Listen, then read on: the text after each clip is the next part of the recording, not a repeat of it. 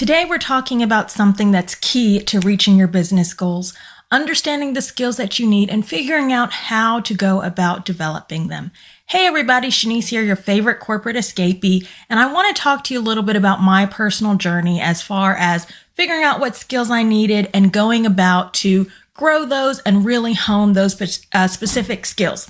So it was maybe 2 years ago or so, and I just kept getting like this nagging feeling in the back of my head that I was going to do something different, that I was going to be called to go and really create something new. I had no idea what it was, but I had just gotten to this place where I knew that the corporate lifestyle wasn't for me. I knew that there was a moment where I was going to make that switch from working in corporate to becoming my own business owner. Again, I wasn't quite sure in what area, but I knew that there were some things that I would need to hone.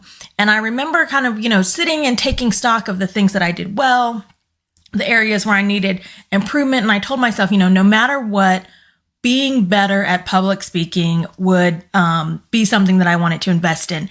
And so I decided right then and there that whatever it took, I was going to start working on my speaking skills. So I took a leadership position in a ERG that was in the business. I actually took two different ones. I took a leadership position in a leadership development program that we offered. I even reached out to my college professor and asked if I could come and speak to students on campus. Anywhere that I could, I made sure that I took the opportunity of getting a chance to speak. And I know I sound a little crazy right now, but my throat's sore. I actually have a cough drop in right now.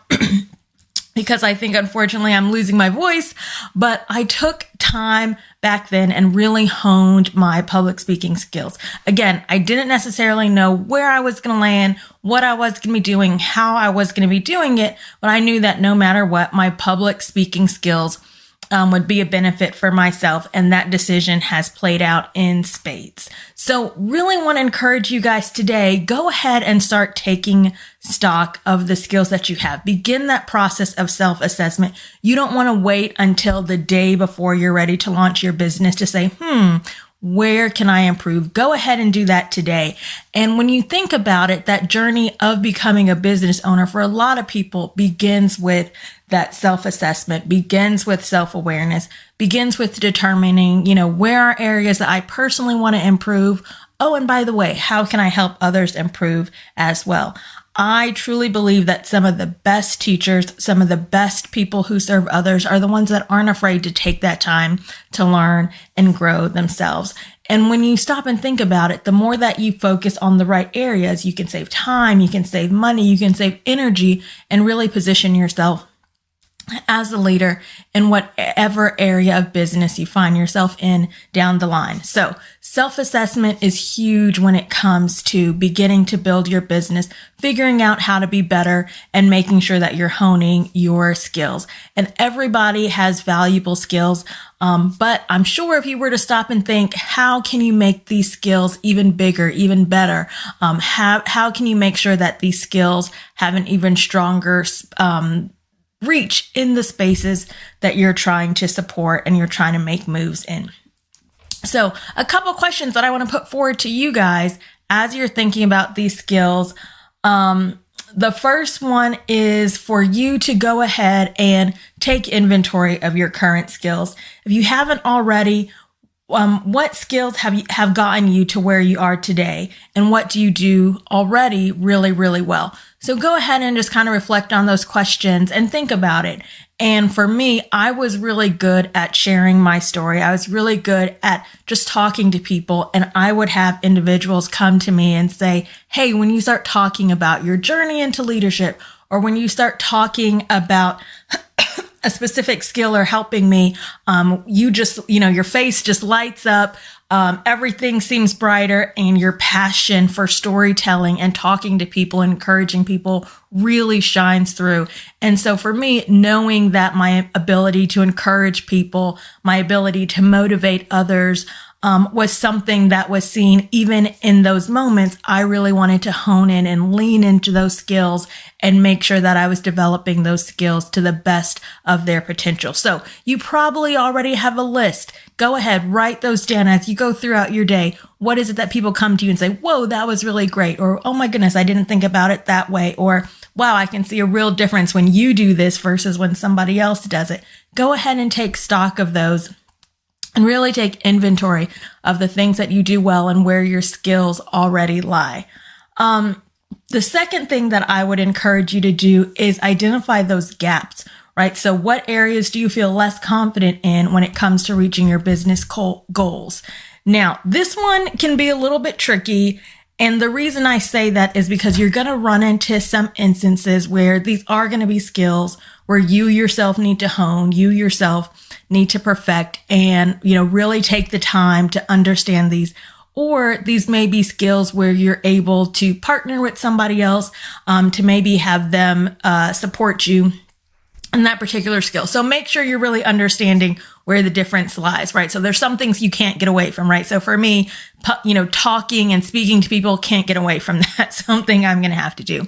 But there's other parts from a skill set perspective that I've decided to partner with others with and different things like that. So for example, and I think I may have shared this before, I have no desire right now to go out and understand, Facebook marketing and Instagram marketing and all of this and ads and blah, blah, blah, right? So I actually am considering partnering with somebody else to help with that aspect of my business, again, because I have no desire to learn that. And then even with my program that I'm currently building right now, I wanted to include an aspect that had this financial planning, right? How do you set up your business financially for success right from the beginning? Not necessarily a topic that I wanted to speak on and talk about, but I have my brother actually who has a business doing that, does it for me. So partnering with him to help deliver some of that content. So again, there may be areas when you assess your gaps, you either really need to hone in, double down, and figure them out for yourself, or you can partner with somebody else to help support you in that area. No right answer, no wrong answer. It's up to you to understand where does it make sense to do what. And in that, what tasks or challenges do you avoid because you don't feel skilled enough, right? So that may help kind of make you think about where are the areas that maybe I'm not as strong as I thought I am. What feedback have you received from others about areas for improvement?